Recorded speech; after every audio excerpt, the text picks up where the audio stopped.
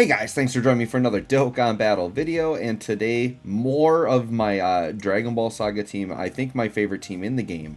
We're going to take on the Broly event. Now my initial thought was I was maybe going to take out Int Bulma and put in like Int Jackie Chun or something because he would be able to tank better, because you can't dodge in this event, right? And Int Bulma, that's like her lifeline to surviving most damage in the game is she has to dodge. So I said, you know what, let's just do a run with her on the team and see if we can't sneak through. Like, I'm certainly willing to use items on this Broly. I'm not going in here trying to no item run everything, although this team probably could no item run, I think maybe every red zone stage for sure. It just may take you a few attempts, right?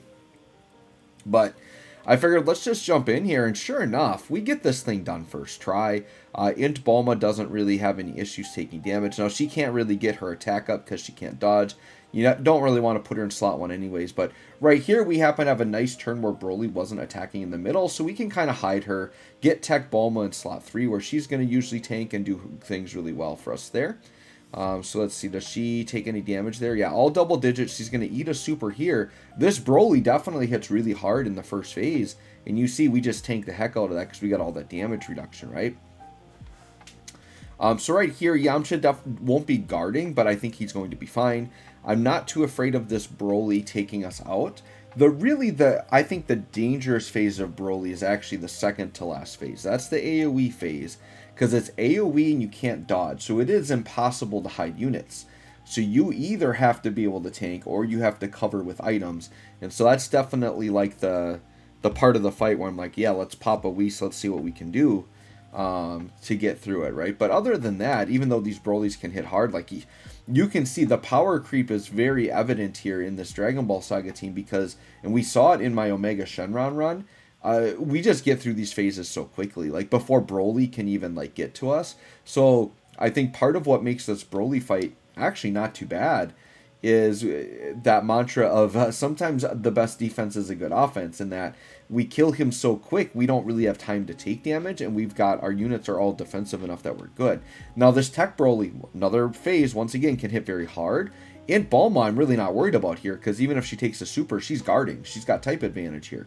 So I'm like, yeah, we're definitely good to go here. Don't need to touch items.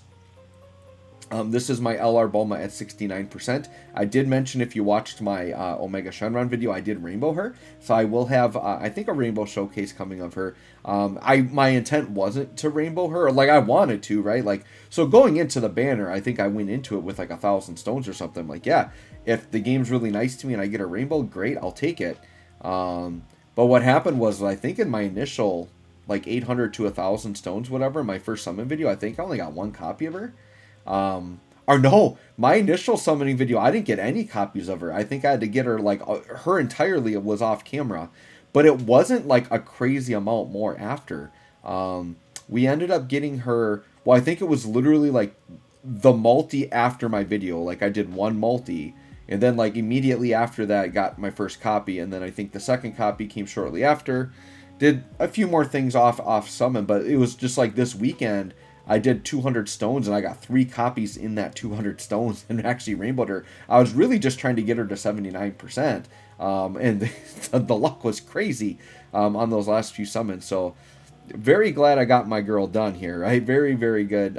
She's looking great. Once again, we'll get some videos on her. But yeah, we're going to go ahead here and just finish up this Tech Broly phase, and then we go into the AoE phase, which is, once again, I believe the hardest phase of this Broly.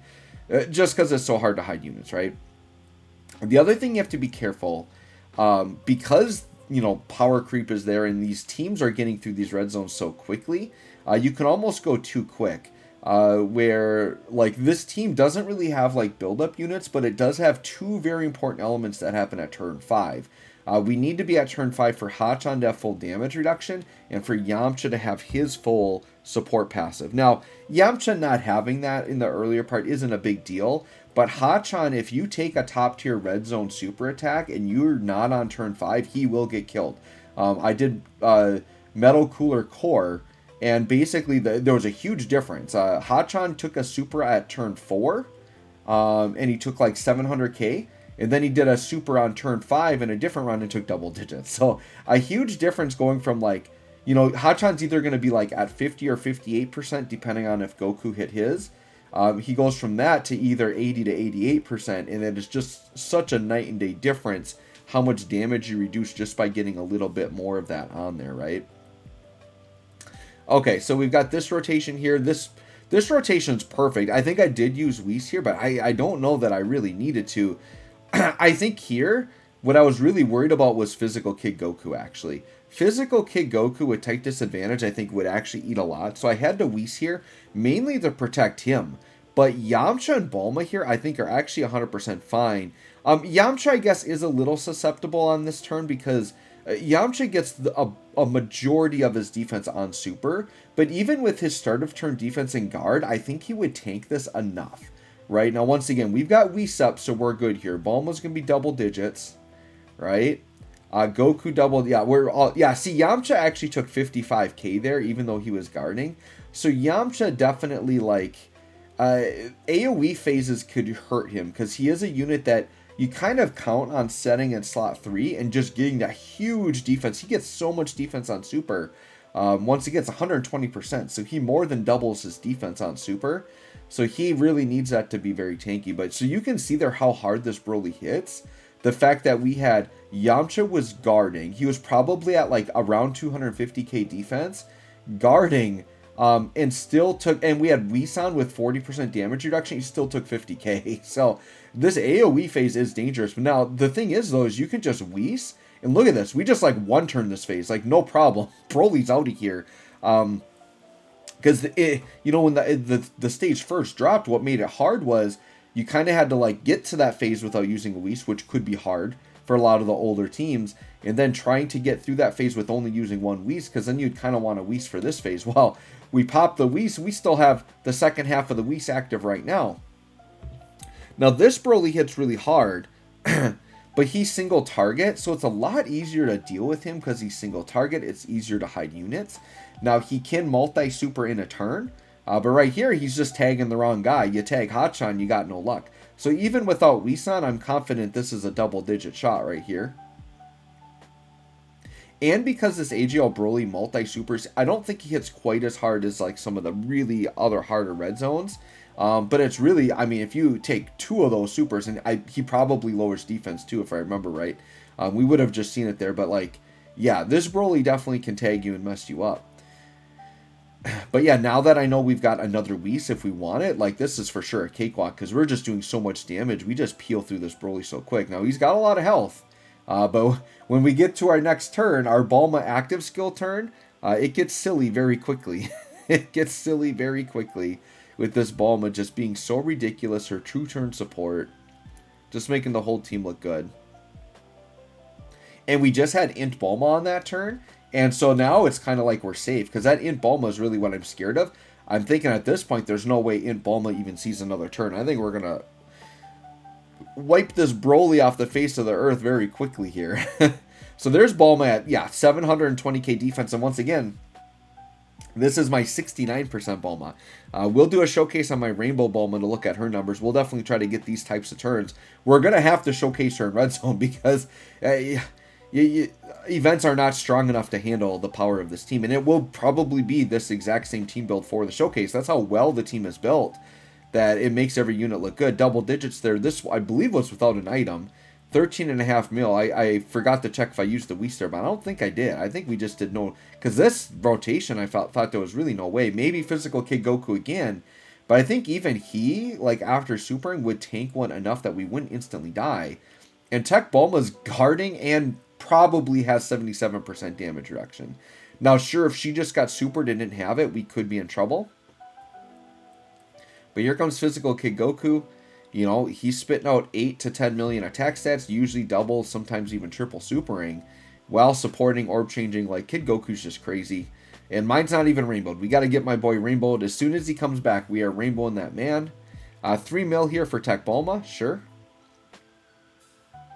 And then Broly, you know, once she gets tagged a couple times, it's like, yeah, she probably hit her damage reduction. She's good. All right, now this turns a little scary because Yamcha is type disadvantage and we do not have Bulma around. So he is not guarding here. So he's only taking one attack, but if that's a super, my boy Yamcha's getting creamed. We're just going to say that right now. My boy Yamcha is absolutely getting creamed there. So I'm like, yep, we have to Whis here. Normally, if this were the Bulma turn, I would feel completely safe here. But because we don't have the guard with Yamcha, type disadvantage, we got to use Whis here.